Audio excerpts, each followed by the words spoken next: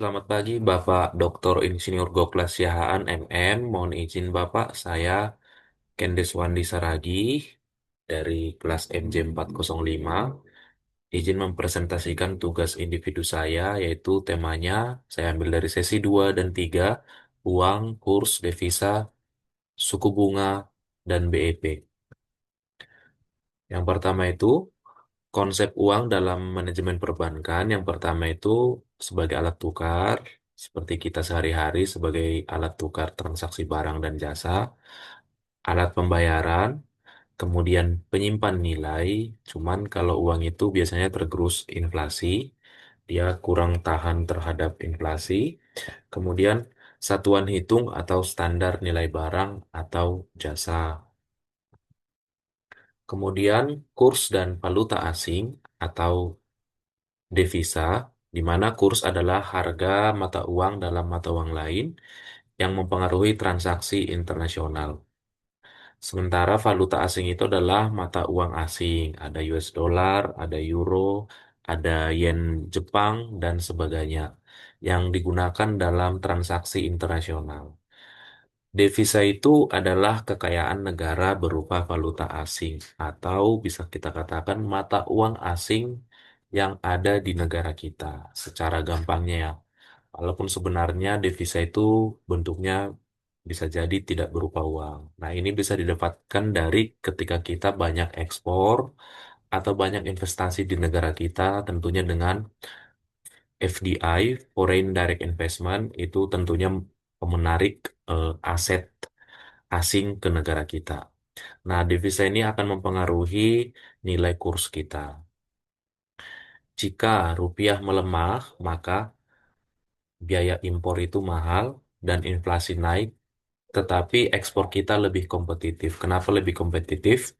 Karena biasanya semisal ada harga barang 160.000 didapatkan dengan semisal $10, dengan melemahnya rupiah bisa didapatkan hanya dengan $9 mungkin. Nah, jika rupiah menguat, maka impornya lebih murah, inflasinya tentunya bisa turun, dan ekspor relatif kurang kompetitif, kebalikannya. Kemudian fungsi devisa dalam ekonomi yang pertama sebagai alat pembayaran internasional. Nah, ketika kita impor ekspor, ini menggunakan satu mata uang ya, biasanya dolar. Kemudian sebagai alat pengendali kurs, nah bank sentral menggunakan devisa untuk menstabilkan nilai tukar. Nah, salah satu alat intervensi dari Bank Indonesia itu adalah dengan menggunakan devisa, menggelontorkan devisa ke pasar lebih banyak. Kemudian penguat ekonomi eksternal ini tentunya sebagai alat untuk meningkatkan kepercayaan investor dan mitra dagang asing. Jika memang kita punya devisa yang banyak, tentunya kita kompetitif.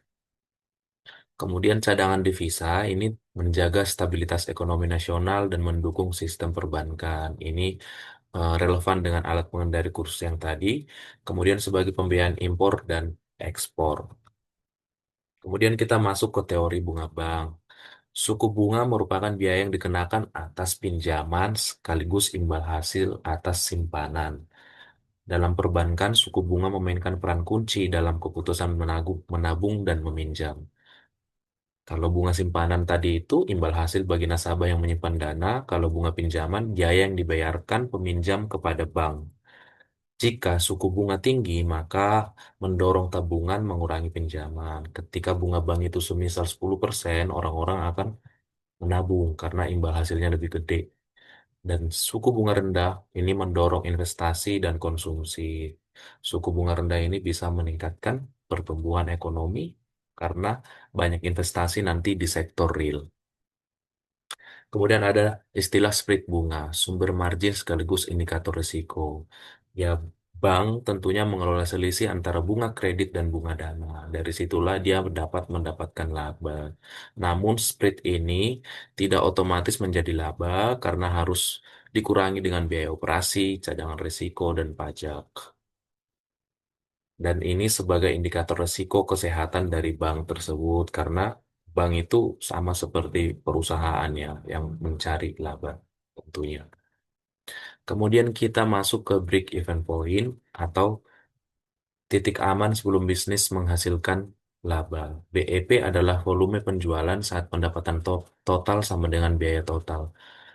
Di titik ini, bisnis belum tentu untung, tetapi juga belum untung, tetapi juga belum rugi. Nah, ini ada istilah BEP unit. Ini BEP per unit ini biaya tetap dibagi harga per unit dikurangi biaya variabel per unit atau disebut dengan margin kontribusi atau biaya tetap dibagi dengan margin kontribusi. BEP rupiah adalah biaya tetap dibagi dengan rasio margin kontribusi. Rasio margin kontribusi ini didapat dari margin kontribusi dibagi dengan penjualan per unitnya. Nah, kemudian contoh BEP dari angka sederhana ke keputusan harga.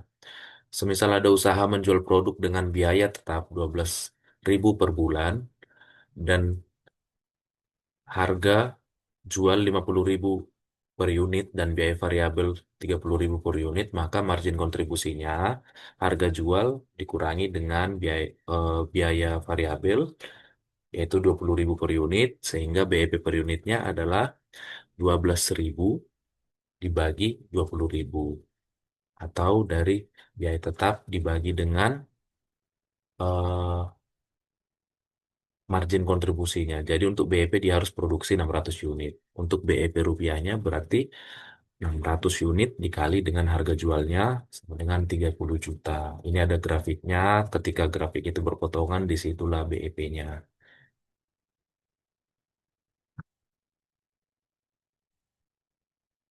Nah, faktor-faktor yang mempengaruhi suku bunga.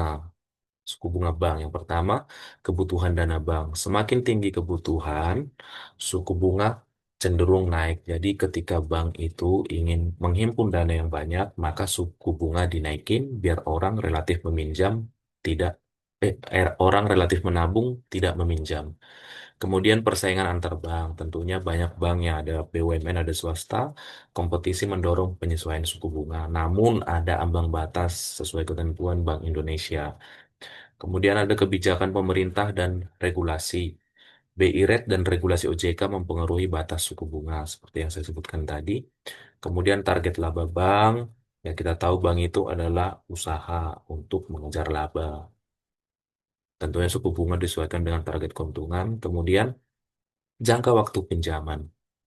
Untuk pinjaman yang jangka waktunya lebih panjang, umumnya berbunga lebih tinggi.